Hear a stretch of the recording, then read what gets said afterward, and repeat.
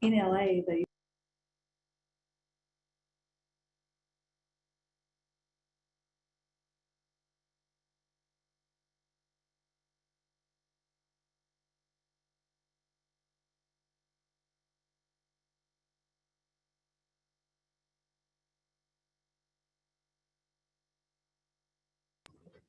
yeah, we'll give Timothy the signal. Timothy, have you started yet? Camera a little bit.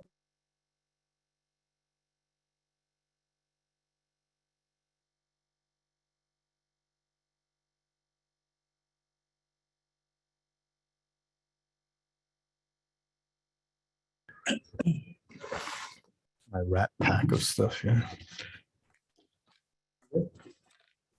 Hello, everyone. Welcome to today's event. I want first to thank you for making time in your schedule for attending this event. My name is Jason Webb. I serve as the Associate Professor of the USC Shinso Ito Center.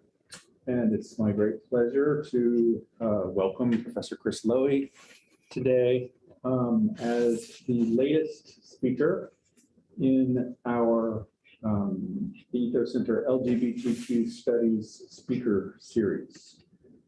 We sponsor this series in hopes that we can bring together various communities, people doing LGBTQ studies, gender studies, as well as Japan studies. And each of those three things can be variously defined, but these are the communities that we hope to reach with these talks.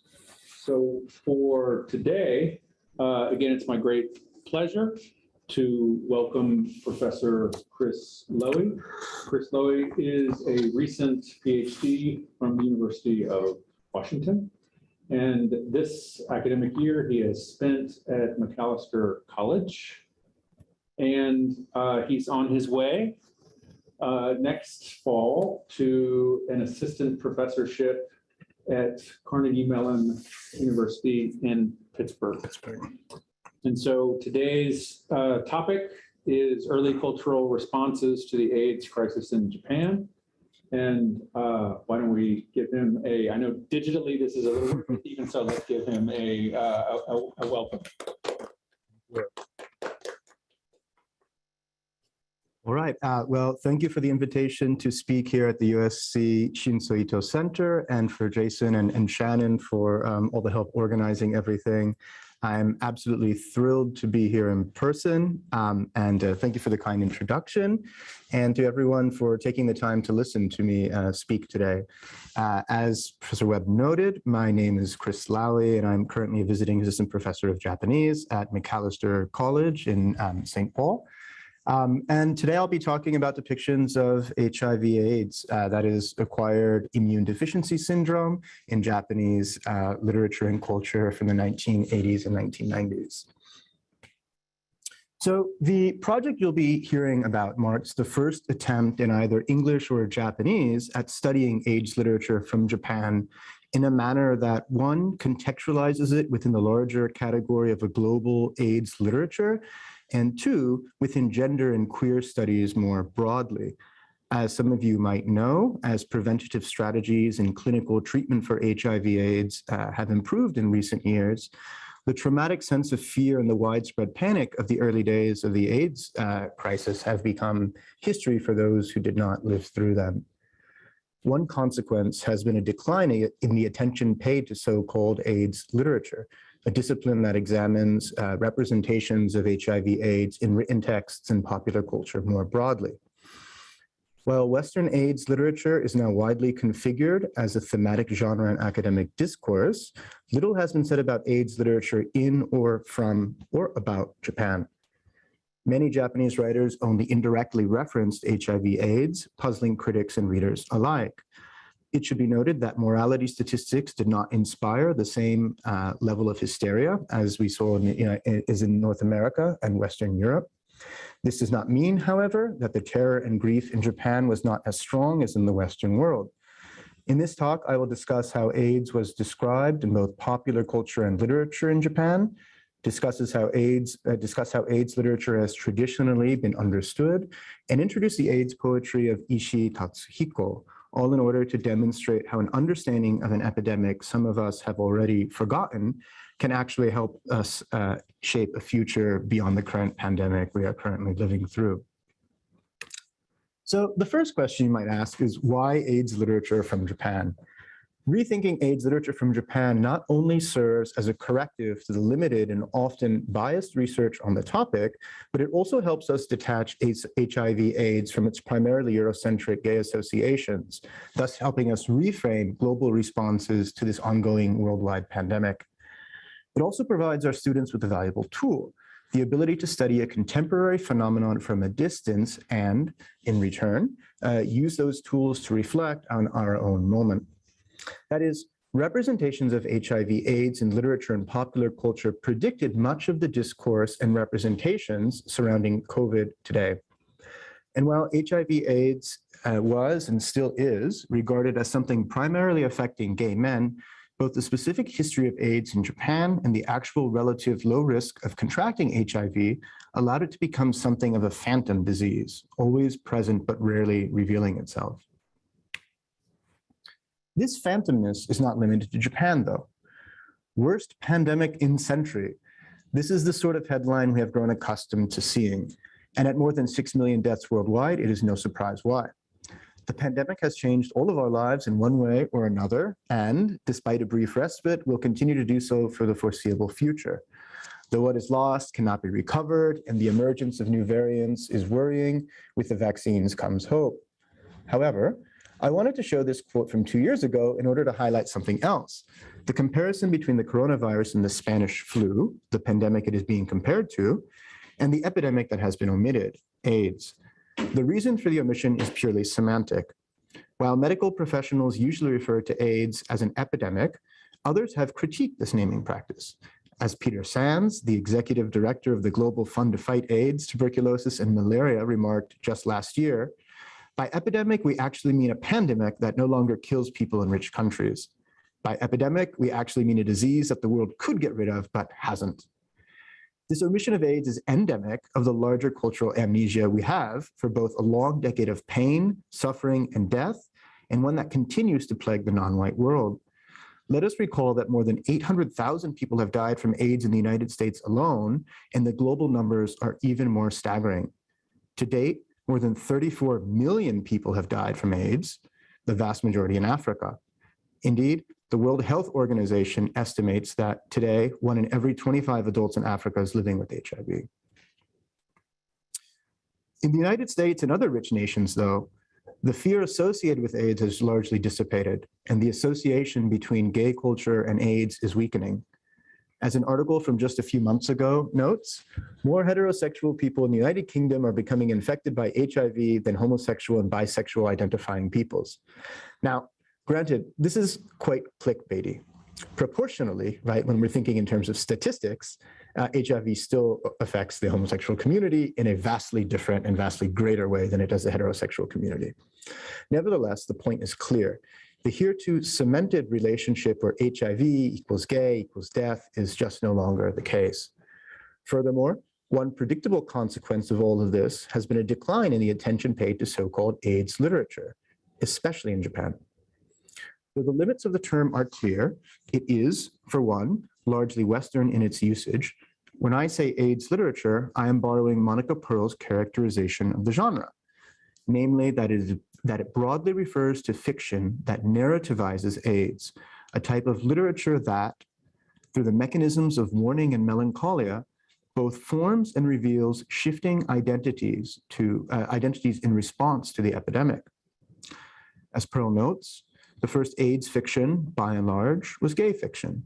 And while writings by women and intravenous drug users would become an integral element of the genre in the West, AIDS literature in Japan was a wholly different space of literary expression that responded to the particular context of the epidemic in Japan. This contextual difference led to two different categories of Japanese AIDS literature. I should also note that I'm not saying that it's limited to AIDS literature from Japan, right? And we can see similar patterns elsewhere. However, in the case of Japan, we see category 1, which I call a literature of mourning, and category 2, a literature of sentimentality. The first resembles Pearl's characterizations of the genre and follows the trajectory of AIDS literature in the West by centering the issue of AIDS squarely within its largely homosexual origins. The second primarily uses AIDS as either metaphor or plot device removed from a gay context. It is usually highly abstract or otherwise created with the intent of eliciting an emotional response. The gulf between a literature of mourning rooted in sexuality and a literature of sentimentality is a large one. The former is constructed as a matter of identity, while the latter is constructed as a matter of misfortune. At its most powerful, the presence of AIDS in the first category of text haunts the narrative in ways that have perplexed Japanese readers and critics, leaving them uncertain about what these texts mean. One reason, and what we'll see in the poetry I discuss later, is because AIDS is left often unnamed.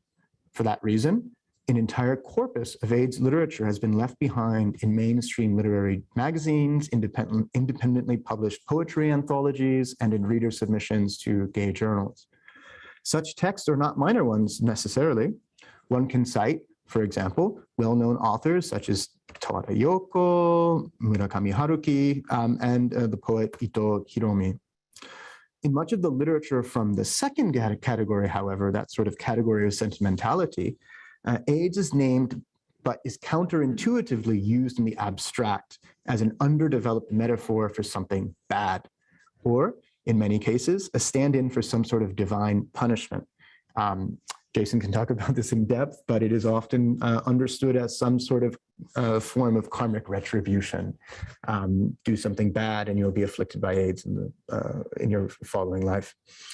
In other words, within the AIDS literature addressed by the small amount of research that does exist on the topic, AIDS as a real thing is almost always absent. Understanding the particular history of AIDS in Japan can help us understand why this might be the case. The first 20 years of the AIDS crisis in Japan can be split into two major waves. The first wave of the 1980s and the second wave of the 1990s.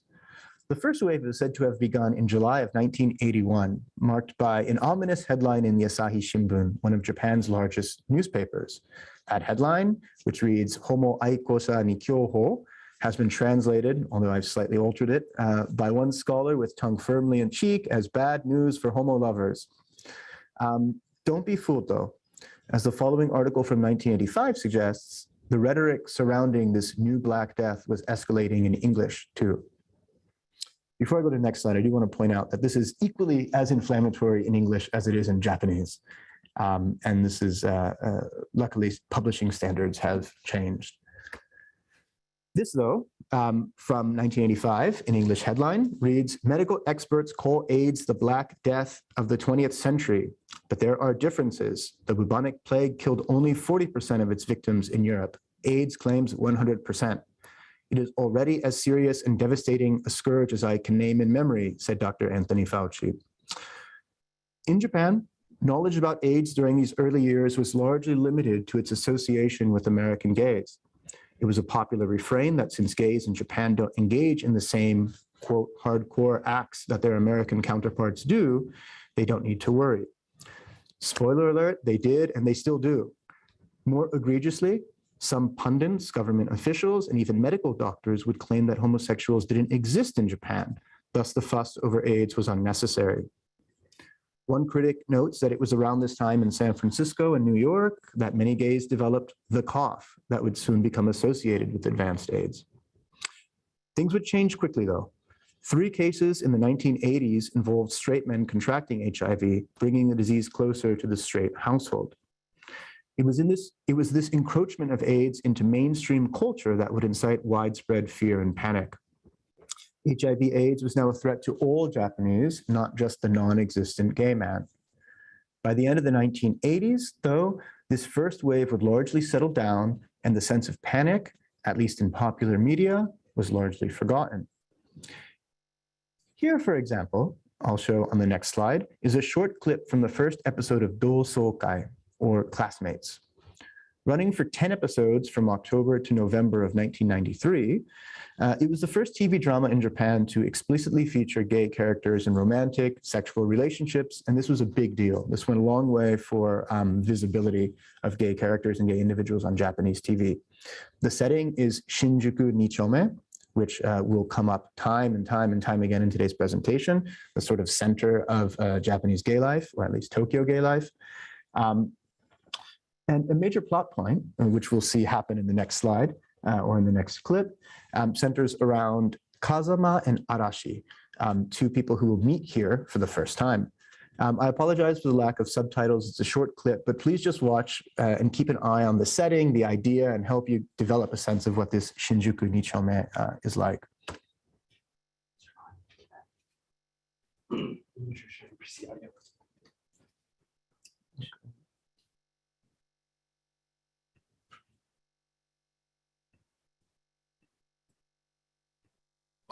Great.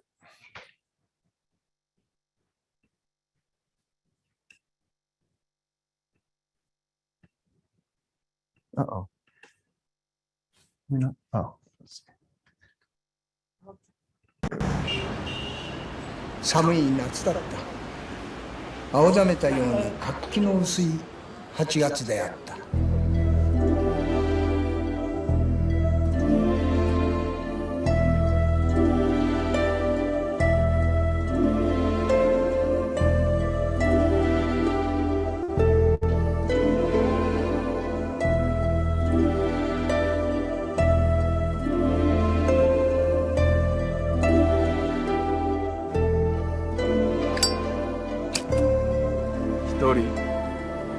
どっか店行くの？いや、よく来るの？2丁目。いや、案内しようか。悪いけど、興味ないんで。あ、そう。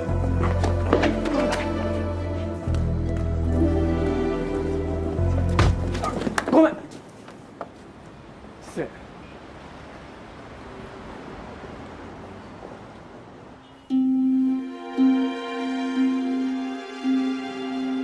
個人がタイプかよ、嵐。あの顔好きだよ。そう、お前猿顔じゃん。一晩ならいいかもしんない。あれ牛尾、お前いつから老けせんだよ。のんけのピッチピチサラリーマン一回食ってからやみつきなのさ、僕。Now, Arashi, the young man in the middle, is clearly smitten. Such representation in mass media was an important step in the history of gay visibility in Japan.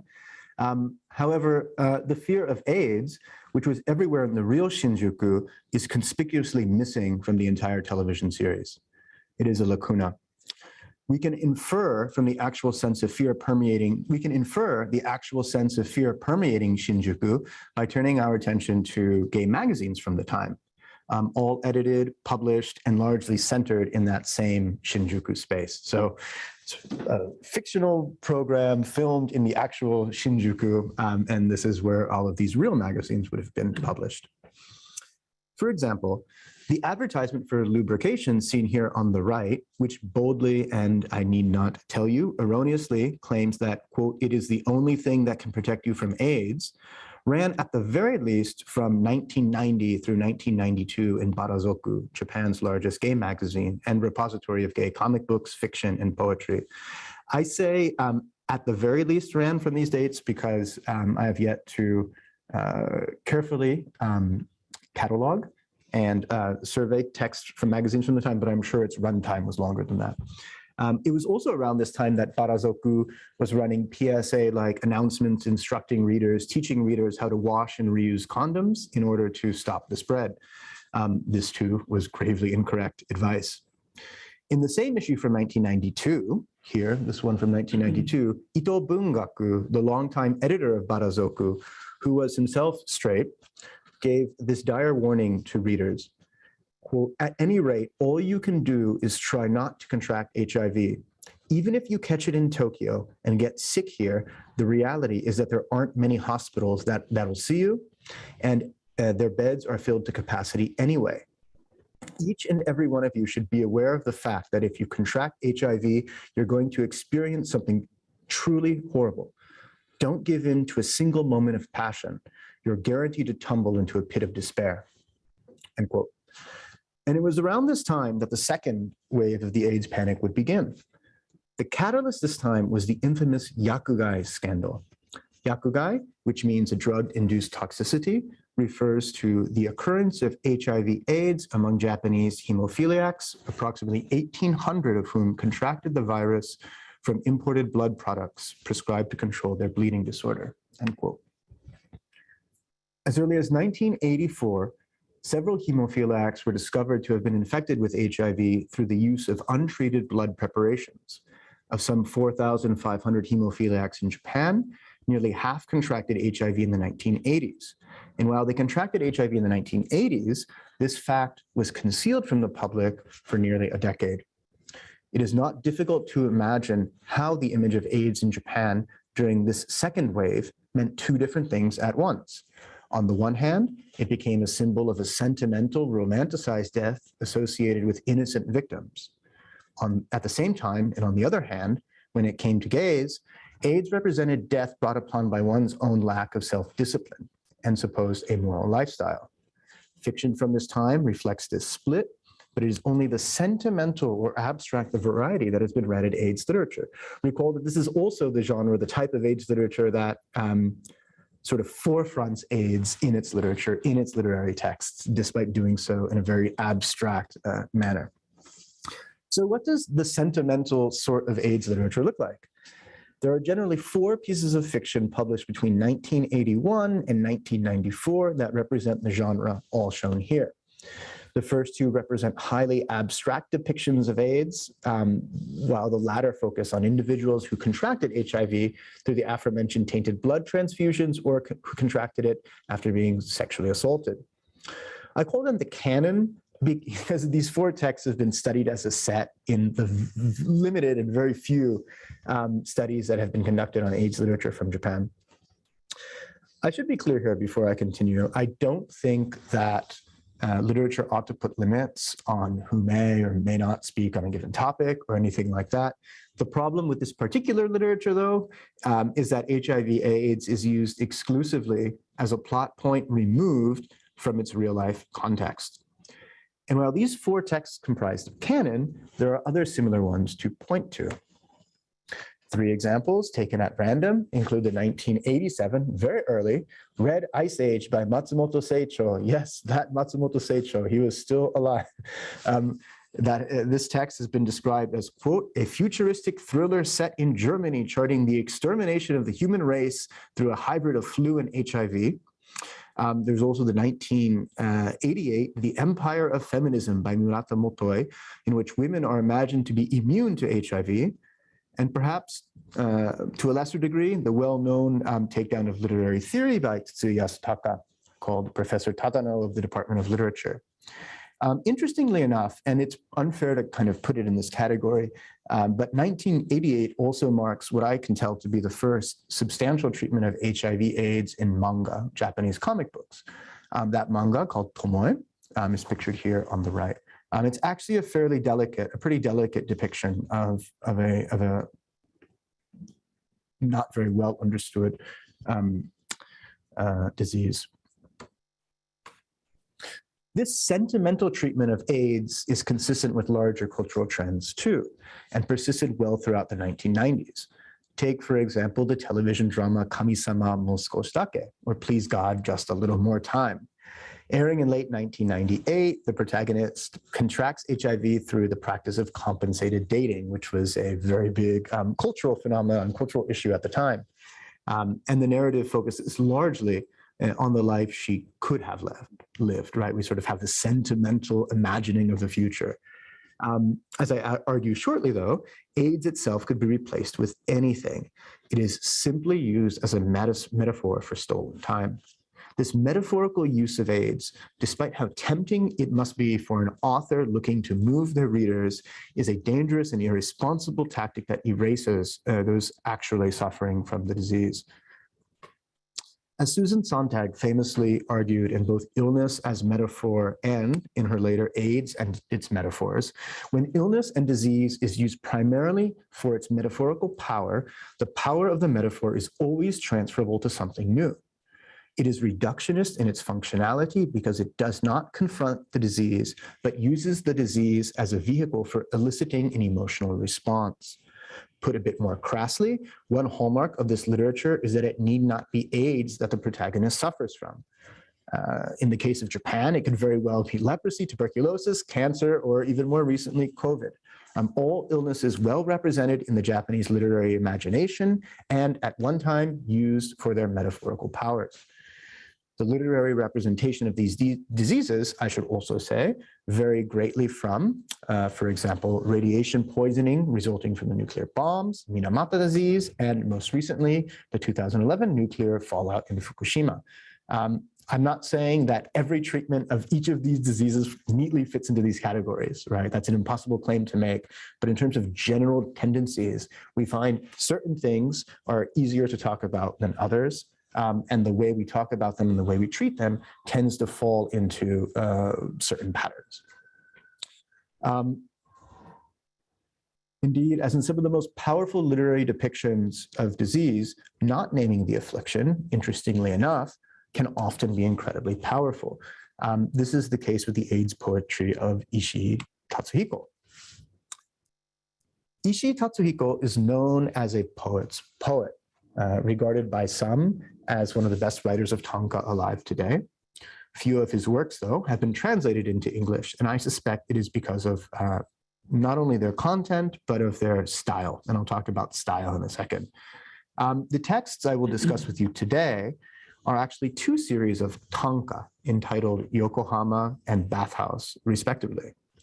Tanka, as many of you know, is a traditional form of Japanese poetry consisting of 31 syllables. It's a much more complicated art form than that, but we'll keep it simple for today. Both Yokohama and Bathhouse came out in 1992 and were originally published in a short-lived coterie journal called Sanzo. It's a very, not a widely circulated journal, but it included luminaries such as, well, probably the most famous would be Inuhiko Yomota.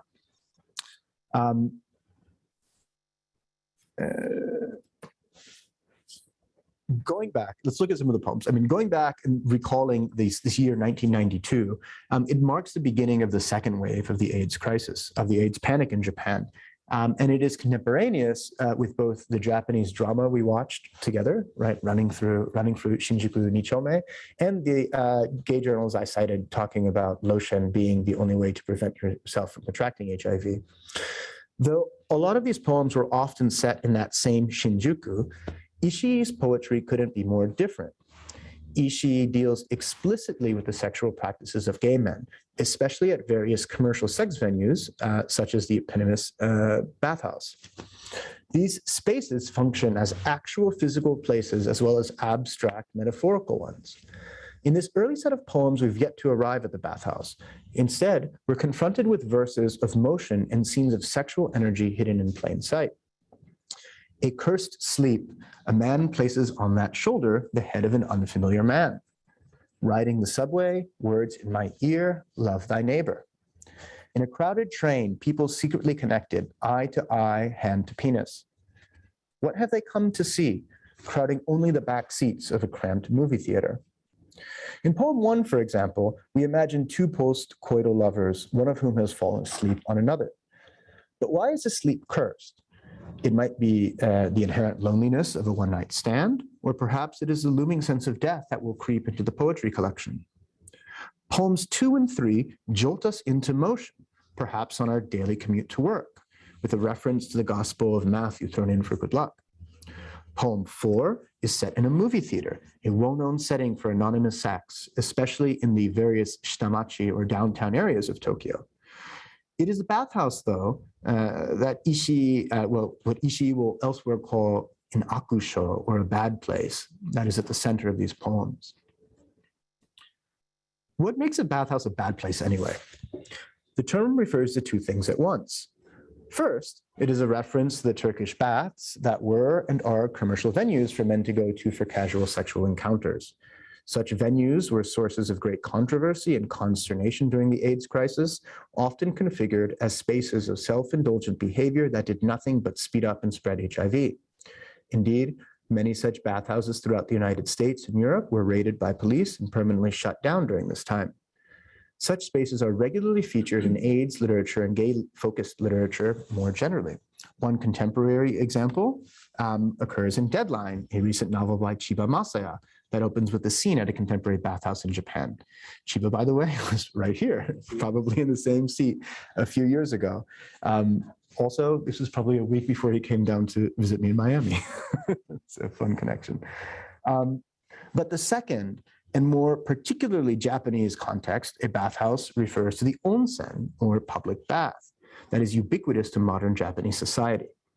The reference to the bathhouse tethers Ishii's tanka to Japan's literary past and its preoccupation with pleasure quarters and bathing, especially in the popular literature by, for example, 19th century author Shikite Samba. It is this constant wrestling between the past and the present and the juxtaposition of one on top of another that creates the tension between a physical reality and what can be called a literary impossibility. Where exactly are these poems located and when do they take place? The connections between, and we'll talk about this more, but the connections between HIV/AIDS and the culture of the Edo period is not limited to Ishii either. The Edo-inspired AIDS series by Masami Teraoka, a Japanese national living in the United States, illustrates the sensuality associated with the bathhouse and a fear of HIV afflicting homosexual relationships. I have to thank David Lurie for introducing this artist to me a while back.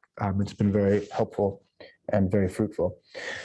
Alison Bling notes that Teraoka, who was a Japanese-born, American, heterosexual male, HIV-negative artist living in Hawaii, shocked the art world when he began his AIDS series in 1985. Alongside artists such as Keith Haring, Barbara Kruger, and Felix Gonzalez-Torres, he confronted AIDS as a profound personal concern with global implications that could affect anyone. In this painting from 1987, a geisha is bathing in preparation for meeting a client, but is having trouble opening a condom package. The dialogue, which in part reads "kondom ga tonde yuku yuku," meaning the condoms are flying away, is a play on words.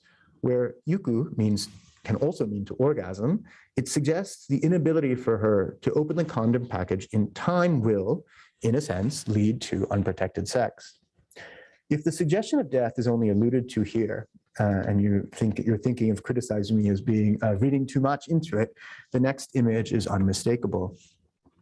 As an exhibition label from the Smithsonian American Art Museum notes, here, you can see down here, a geisha preparing for a night of love tears open a pack of condoms as a former client, now reduced to a fleshless cadaver, crawls through her door. He complains that he took a subway to get there and says, "I felt bad on the train because everybody was afraid of me."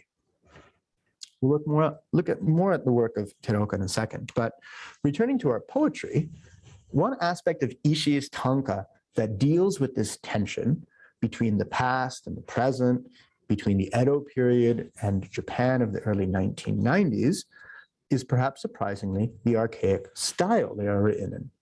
By style, I don't mean the poetic form itself of tanka, right, but the language he uses. Between his use of uncommon Chinese characters, classical grammar, and difficult vocabulary, his poetry is decidedly not user-friendly. I would say that for many educated Japanese, it would be, or native speakers, or those who have studied Japanese for a very long time, his poetry is often difficult to read. Not many people would be able to read Hisagu like this. But on a dark road in the afternoon light, a soldier with golden hair stands tall and pisses. Clouds scatter into the deep of the blue sky. A young boy stands in order to sell away his youth. Turning around, the sea is stormy. What crime is there to the one tugging the sleeves of soldiers from abroad? The language here confuses the reader. again, when do these poems take place? Should we imagine Commodore Perry arriving on Japan's shores in 1853, visiting an island that does not know it has just begun to modernize? Or is this a reference to the numerous military bases still in operation today? Recall that one of the titles from this time, one of the collections of tanka from this time, is Yokohama. Does it even matter? Here, and indeed throughout the poetry collection, the past and present seem to conflate and, in the next instance, diverge. The language is archaic. Yubari, the word for piss, is marked, and totsukuni, the word used here for abroad, is not frequently encountered today. Left unannotated, hisagu, meaning to sell, is unreadable for most readers. The style here also suggests a time just before Western cultural norms would transform the pre-modern practice of male-male sex into the taboo act it is today. The shadow of change, however, is on the horizon. The interlocutor asks, what is the crime, the sin of sex work, implying a present awareness of its absurdity. With this, too, the careful reader is jolted to the present by the long shadow cast by AIDS. It was debated and suggested that Japan's patient zero was a female sex worker. It was reported that she was, quote, a 22-year-old habitual prostitute that had had sexual intercourse with a number of men, including non-Japanese. How much does xenophobia shape our reactions and perceptions to pandemics? Of course, if COVID tells us anything, a lot. Teraoka, too, is interested in this relationship. Quoting Bling again, this painting by Teraoka depicts an international ghost story. Here, he revisions the 1854 arrival of the American Navy in Japan for the age of AIDS. Residents of the local pleasure quarters lingering over lunch are rudely interrupted by the appearance of Commodore Perry's black ships on the monster-infested waters, and a ghost with big plans for his shore leave drifts in to startle a geisha who is not prepared for this special customer. The group hastily tears open condoms, even though the suggestive smoking cannon in the upper left, you can see it up here, suggests that it may be too late to prevent unprotected penetration. And it's not difficult to graph this metaphor of being too late to a sort of relationship between Japan and the United States during the Edo period as well, the end of the Edo period. Back in the bathhouse, though, things are grim. If you are to die of love, you should all the more because this is passing, one night love.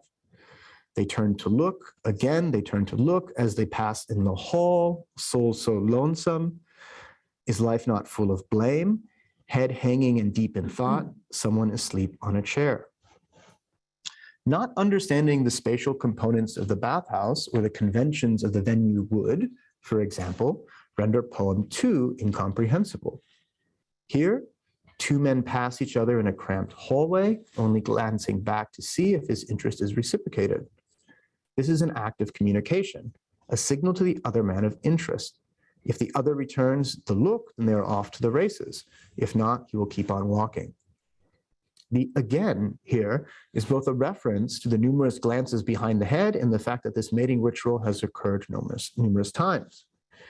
The surrender to carnal temptation that Ito Bungaku, the editor of Barazoku, warned his readers against is here in full display. The difference is here, though, is that it is both conscious and volitional, and there is an undeniable sense of death. There's an undeniable sense of death, but also an excitement contained within them, the thrill of the hunt.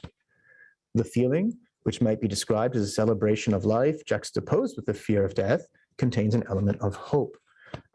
That is, if these poems of a past superimposed on a contemporary reality can contain some hope, how then can we consider this particular form of hope? Though I'm still thinking through the issue, the work of the late Jose Esteban Munoz has proven to be a useful springboard. Munoz sees hope in the potentiality of a queer future located in the quotidian or everyday. This potential, significantly, is in one way unlocked by visiting the past. In Munoz's 2009 Cruising Utopia, in which he describes his concept of the utopia in great detail, he meditates on the idea of a utopia and how it can be applied to readings of queer literature, especially texts that extend into and beyond the AIDS crisis. His very important work starts with Frank O'Hara and continues to the 1980s, 1990s. The utopian, of course, is a concept that often derided as a fanciful and ultimately impossible endeavor. However, Munoz argues that, as a practice, utopias allow for certain minority populations to envision a perfect world in which they wish to belong. That is, through encounters with the past and the traces they leave behind, one can imagine a future removed from what is sometimes referred to as straight time. Literary encounters with the past provide us with moments of reimagining the present and ultimately the future. Ishii's poetry, set both in a pre-modern aesthetic and a contemporary commercial sex venue with the shadow of AIDS looming, always has one eye in the past and another on the future. Munoz views this approach as an important corrective to what Eve Sedgwick famously called paranoid readings. In contrast to a paranoid reading, Munoz's attempts a reparative one, one rooted in his understanding of a utopia. Simply put, thinking about the past from the present can help us reimagine our future. Recall the set of poems discussing a soldier with golden hair, standing tall and urinating. Is this Ishii's reimagining of a lost Japan at the precipice of modernity? Is this him inviting the reader to return to a moment in the past that would enable us to renegotiate the terms of their relationship with the rest of the world and, through such means, reimagine Japan's role in the future? This painting by Teraoka, entitled Condom Trade Wars, recasts the economic and political relationship between the United States and Japan from the moment those black ships arrived on Japanese shores. The, quote, soldier with golden hair, in fact, was likely on this ship or on a similar one. A paranoid reading might understand these moments as one steeped in nationalism and xenophobia. Another reading, though, might view these moments as an invitation to imagine a future utopia by returning to the past and reconsidering, rethinking, and reimagining those initial conditions. This possibility for utopia, I imagine, is to be found in much of the AIDS literature from Japan and demands our attention. And perhaps therein lies one of the great powers of reading AIDS literature today. Not only are we preserving these important stories, but we benefit from them in that they help us reshape our futures. I'm going to wrap up here, but we can understand most of the poetic moments created by Ishii as ones existing simultaneously in the past, present, and future. In the past, because the style of his tanka suggests a time before the norms of the present were codified. This returning to the distant past affords us the opportunity to imagine a present different from our own, one in which things might have worked out differently. Following Munoz's logic, this return to the past is also an opportunity to reimagine our future. The same holds true of the work of Teraoka, which we also looked briefly at today. As we think about how our lives will look in a post-COVID world, if such a thing is possible, reflection on the AIDS crisis and how we responded to it is of the utmost importance. I need not remind you that many of the same characters are still in play, right? That quote from 1985 by Anthony Fauci at least highlights that. As the generation of people who lived through the AIDS crisis is quickly shrinking, it is with grave urgency that we should confront this history head on. AIDS literature from Japan existed, it is complex, and it has a lot to tell us about how we experience the world around us. Not only that, a serious consideration of AIDS literature from Japan will help develop our understanding of the way the rest of the world, the non-European, non-American world, responded to the AIDS crisis. And it's just one small step, one small contribution to that much larger and still continuing ongoing story. I'll go ahead and stop here, but thank you for your time and attention, and I look forward to any questions or comments. Thank you. Thank you very much, Chris. We appreciate that very rich and complex talk. I'm sure that participants have things that they would like to ask. We can give people a minute to catch their breath and organize their thoughts. And I guess we'll be accepting the questions on via the Q&A. And so if you want to submit that, then I will read it, or will the questioner actually have a chance to read? I'll read it. Okay, so as they come up, I will read it. Meanwhile, we can take any other questions. Larry, you look like you want to go for it. I have a couple, but Sure. I'll leave myself to one for now. I was kind of curious so I guess nowadays, so I'm trying to frame this properly. I was curious if you encountered in the stories that you talk about here, any eroticization of the disease itself as something that could be seen as, I guess, sexual or interesting, which I guess the current term for it would be bug chasing in the kink community. But if it was already present in some of the literature. I haven't seen much, bug chasing or eroticization, fetishization of I mean, essentially, right, liberation through contraction, right? I haven't seen much of that.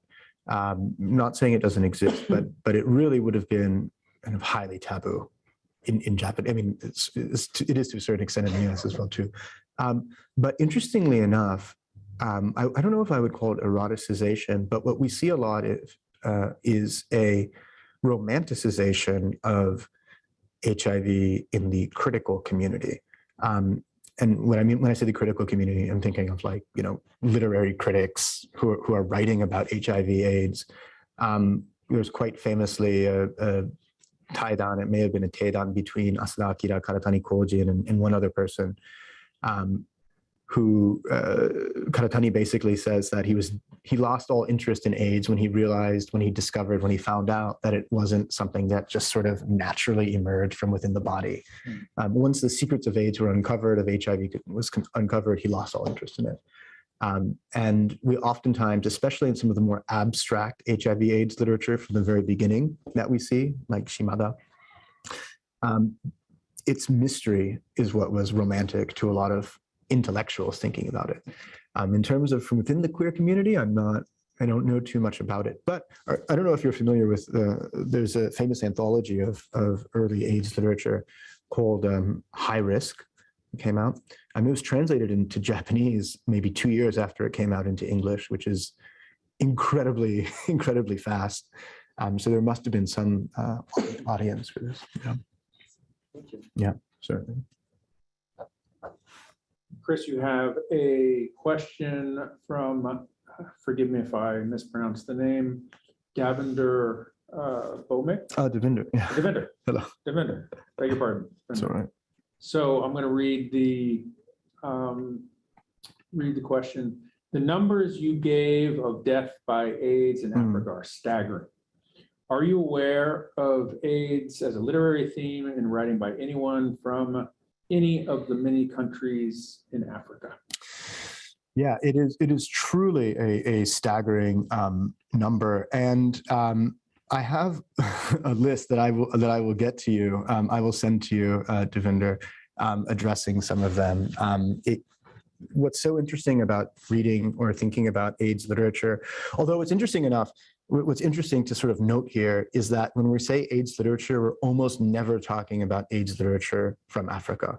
The term sort of within the literary world, and this is part of the problem, almost exclusively refers to literature in the Western world talking about and dealing with AIDS, particularly because the manifestation of AIDS in Africa is so very different from the way it is manifested and the way it exists in the US. And so the experiences are completely different, as is primary means of spreading. And so I will send you a list of some places to take a look at, but thank you for the question. You have another one from John Treat, who asks, would you care to comment on the frequency that infected young women appear in Japanese AIDS literature? Yes, this is also a very interesting question. I guess part of it will depend on what your definition of literature is, but the contraction of HIV/AIDS through sexual assaults and that compensated dating is incredibly common in the Keitai Shousetsu, or the cell phone novel. And it very much fits neatly within that larger trajectory of sentimental literature. But even that piece by Setouchi Jakucho, which I brought up, Life and Death, features young women, and more often than not, when they appear, it is through more sort of sentimental means. Yeah, but they are very well represented. Questions are streaming in now, so Okay. let me make quick work of this so that we can get to everyone's. Taku Hattori says, thank you for the lecture. You had mentioned, quote, AIDS literature existed in Japan in the past tense. Does this mean that AIDS literature doesn't exist as much in recent years, specifically 2000s onward? Or is there a specific time period where you draw a line? Yeah, and that's also, it's really very, very worth thinking about. A lot of it will come down to arbitrary definitions and, lines where we stop things. Certainly the flavor of AIDS literature, when we think about it sort of at its peak, right? When we're thinking Angels in America and that sort of thing, the 80s and 90s, has the nature of the way AIDS is discussed and talked about in literature anywhere, or at least in the English-speaking world and in Japanese, has changed. And so I think a more conservative answer would say that, we probably draw the line, we sort of create the boundary of AIDS literature, or imagine it for the most part ending, or at least, fundamentally changing with the development of medication like Truvada or PrEP, which can, for the most part, almost 100%, we won't say 100%, but nearly 100% prevent the transmission of HIV and reduce HIV viral loads to undetectable levels, which for the most part would cease its transference. In terms of contemporary depictions of HIV/AIDS in literature, I just don't see it as much in literature written in Japanese and coming from Japan. It's not to say that it doesn't exist. Certainly it does. But in terms of the sense of fear and the palpable fear that was associated with it in the 80s and 90s, I just don't see it as much. Of course, if anyone has examples, I would very much enjoy taking a look at it. Okay, thank you. I'll just zip right ahead. Diana, and Diana, I apologize. Is it her or him? Diana, yes. Diana. Her. So she says, Professor Lau, you said it was the, quote, mystery of AIDS that drove a lot of people / critics to romanticize it. Do you think this could be a reason why, or add to why, AIDS literature has dwindled or become less popular? I have to think about that for a second. I think so. I think a lot of that has to do, I think there's a certain inherent attraction. There's a desire to romanticize something that's unknown, that's a mystery. And once that mystery is solved, I think that attraction disappears quite quickly. And so, yeah, I guess I would say that, yes, I think that's one reason why AIDS literature has dwindled or become less popular. I should say it's not that it doesn't exist anymore. There is literature. John Treat has written a very good, short but a good article talking about this, about AIDS literature that is still being written. But certainly as a genre, as a sort of a movement that captured an ethos, it no longer, in my mind, has the same impact, the same power, the same punch that it once did. And this isn't necessarily because the mystery dissolved, but because medical advancement, right, allowed these things to be more contained. I feel like we're working very hard, Chris, but I'm just going to keep on questions if that's okay. Can I get some coffee? Oh, yeah. I feel like I'm on it. 1 second. Yeah. That's good. Just 1 second. No, totally good. My throat.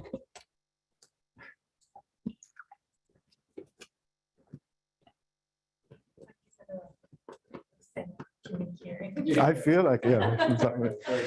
I have my notes. All right. Sorry. Yes. Okay, so our next question is from Kirsten Sufer. Yeah. Thank you for an amazing talk. Can't wait to hear more. Could you please say a little bit about how, quote, sentimentality in depictions of AIDS might vary by media and/or genre?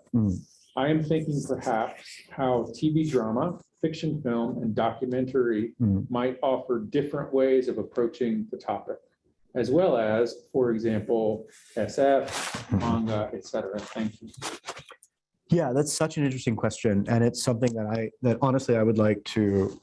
That's probably going to be the next stage of this project, is really doing a full scale survey of a variety of genres. Right, I'm interested in.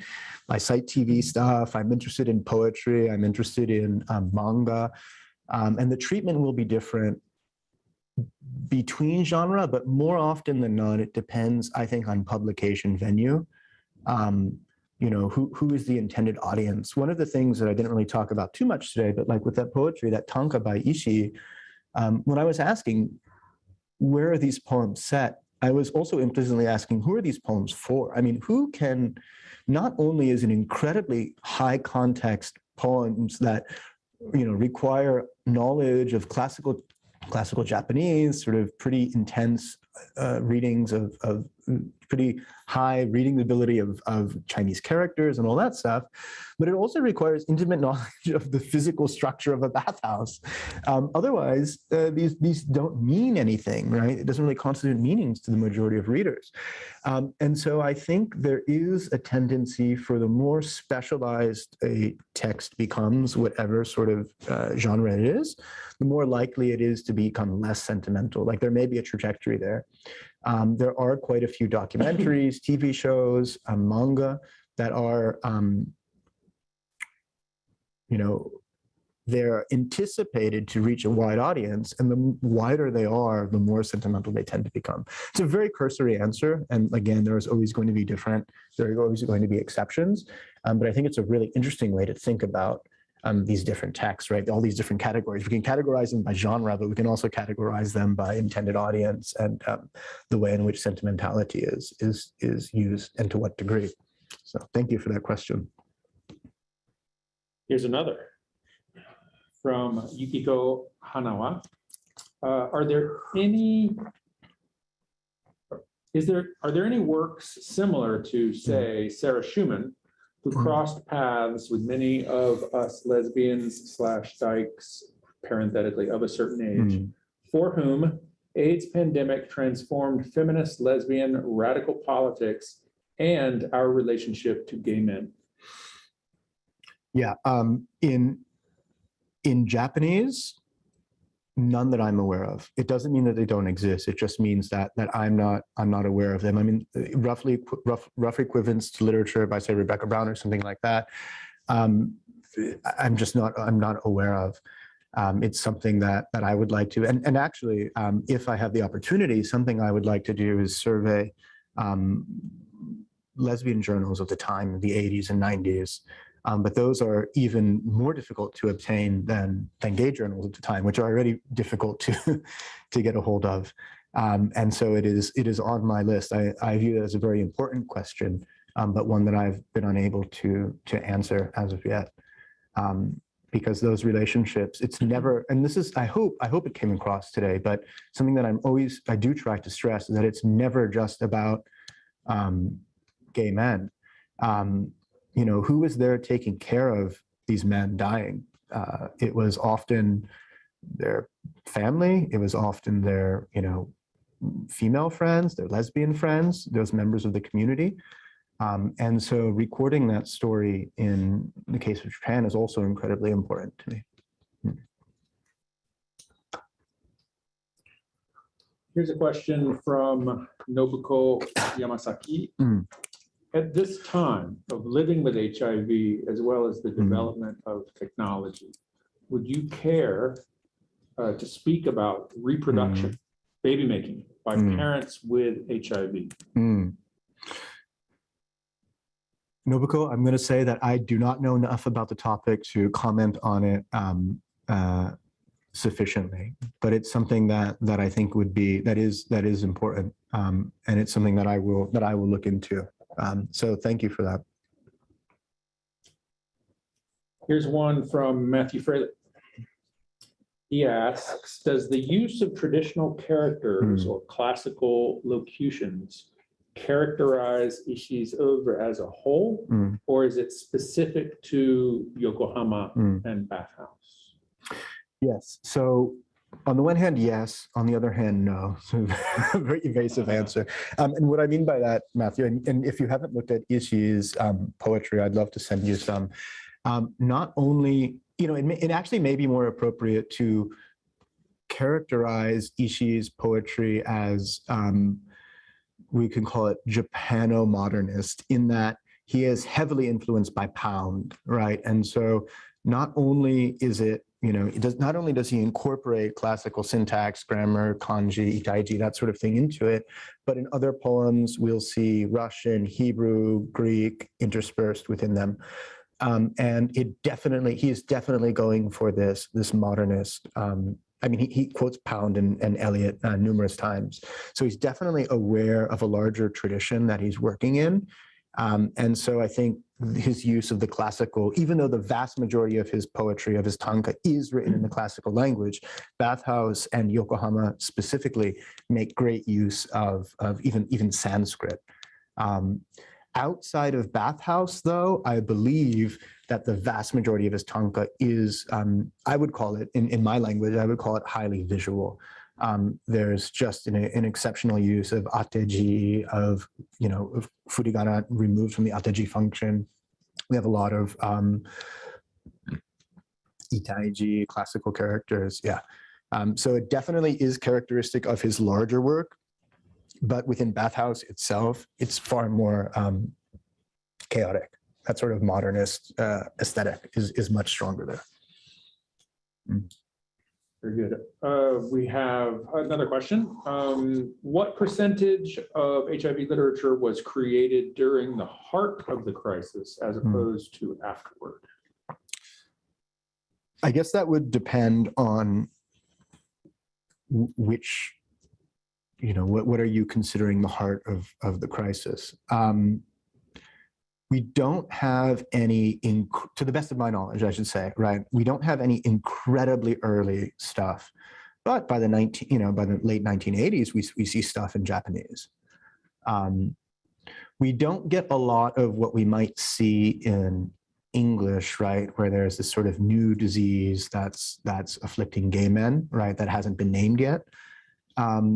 Mostly because the numbers just wouldn't have reflected that reality in Japan for the most part. But in terms of when, I think we'd see it by the late 1980s, certainly. Caleb Run asks, or first states, thanks for the lecture. How has the early depiction of AIDS in Japanese literature made impacts in media outside of Japan? I would say it hasn't. There hasn't been too much. However, right, it depends what we want to define as Japan. Those paintings, those Teraoka paintings that I showed, were painted by Teraoka after he had left Japan and for a decidedly non-Japanese audience.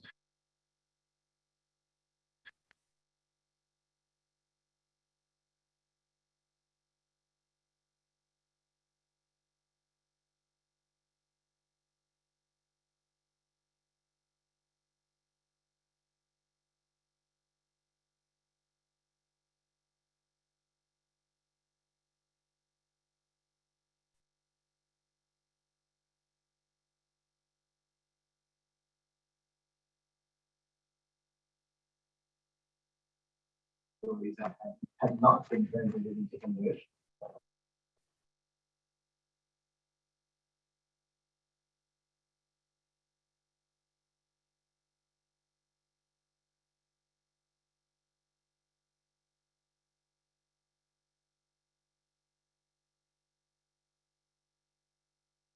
in Murakami's UFO, despite not mentioning AIDS once. I don't think that there's any sort of conspiracy as to why it hasn't been translated. I don't think Murakami would care one way or the other. But it's interesting that that is the one piece that hasn't been translated into English. I'm going to continue with the theme of Teruoka's art. Oh, yes. You just mentioned it. This is from Mariko Takano. And she asks, thank you for a great talk. Do you think Teruoka's art works were targeted towards an American audience or a Japanese audience? Curious to see them vis-a-vis the Japanese, the Japan-US relationship of the late 1980s. Yeah, this is an easier question to answer. It seems that it's undoubtedly geared towards Americans, or at least non-Japanese. However, it's incredibly well. You could see it's incredibly well done. It is not thrown together by any means, right? It's masterful. But I think the idea definitely is to have an American audience in mind. One of the reasons we know this, or we can imagine this, we can posit this, is because some of the earlier works by Teruoka, indeed ones that made him famous before his AIDS series, was ukiyo-e paintings that included topics like McDonald's and fast food. And so he's really thinking about the Americanization of Japan. On that point, I'm actually going to, sorry to you, I'm skipping around a little bit to try to be thematically coherent.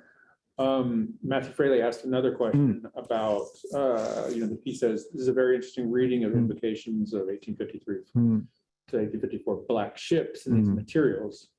Is the immediate post-war occupation also being invoked in Ishii's tanka? I think in Ishii's tanka, yes, absolutely. Certainly, one collection is titled Yokohama, right? And so we're always sort of imagining both Commodore Perry, we're imagining the post-war, we're imagining all of that at the same time.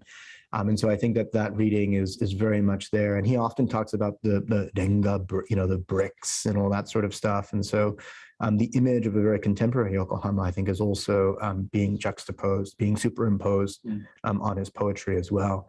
And that's a whole other area of a whole other layer of imagery that is worth being, I think, teased out of these poems as well.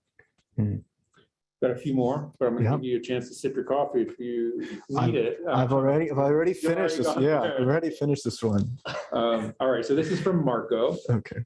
In current times, what form of media would you consider to be the most impactful catalyst that educators or healthcare providers can use to reach or educate the population on HIV/AIDS treatment and prevention? Probably TikTok. I don't know. I don't know. I mean, really anything that, and I would imagine that, if we're talking about, I mean, I guess it really is community specific, right? And what community we're talking about specifically. I think even in,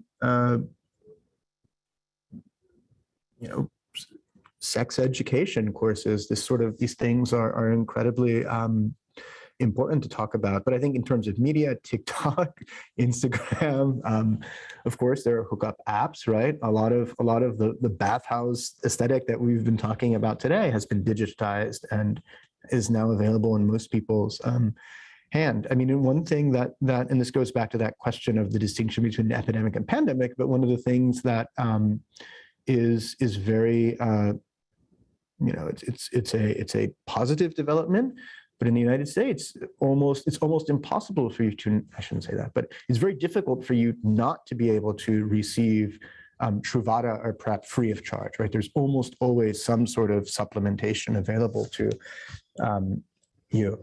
And so it's a matter of getting that information out to communities in effective ways that don't sort of look down on people, which I think can turn a lot of people off.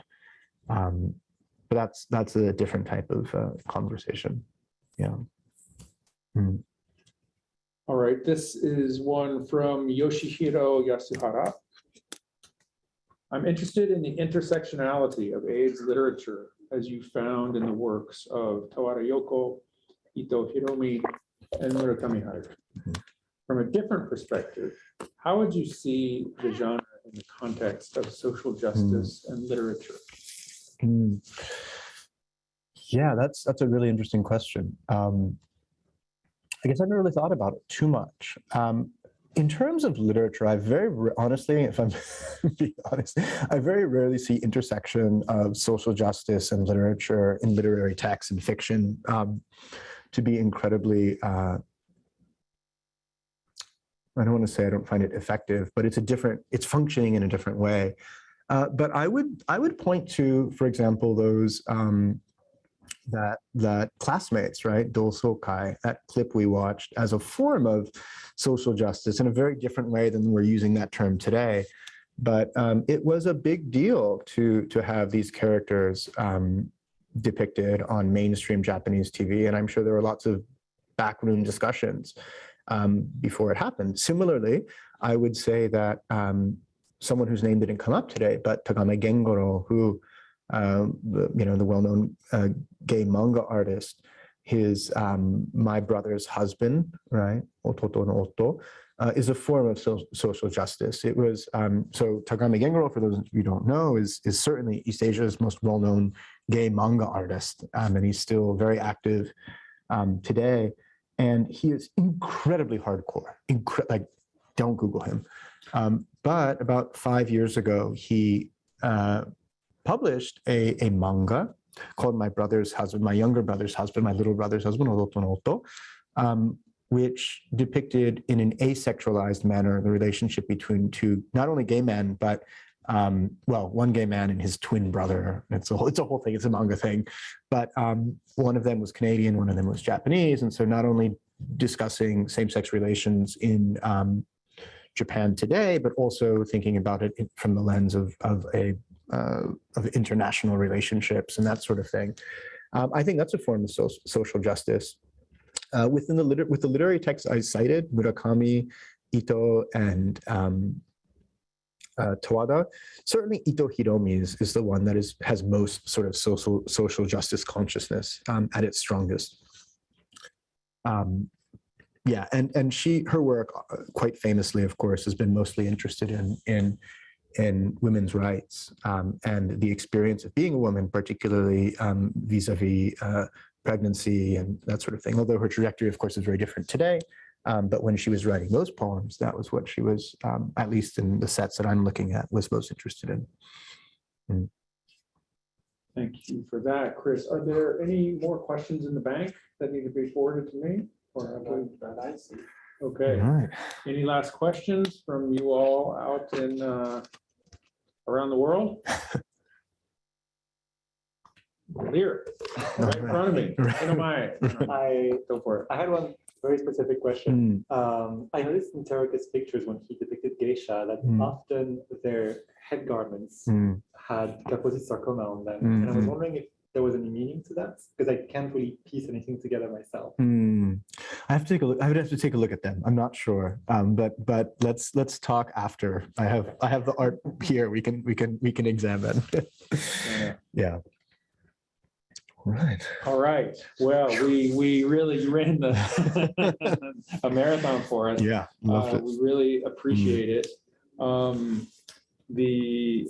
Caleb is wanting to compliment you on talk. Great talk, and this is very illuminating. And I think that probably, Caleb, thank you, because I think you have summed it up for all of us there. We are so grateful for you to have made the trip out to Los Angeles. We're grateful to you all who piped in from various places around the country and world for making this a very rigorous Q&A session. And we'll look forward to seeing you again at other Shinso Ito events. Yeah. I do want to take the opportunity before I say goodbye to thank Shannon. She's I guess she had to run, for helping facilitate this event, and Nia our student assistant at the Shinso Ito Center is on her way to, she's graduating. This is the last event. So thank you for your great contributions as well. And I guess we'll sign off. So thanks very much, everybody. Great. Bye now.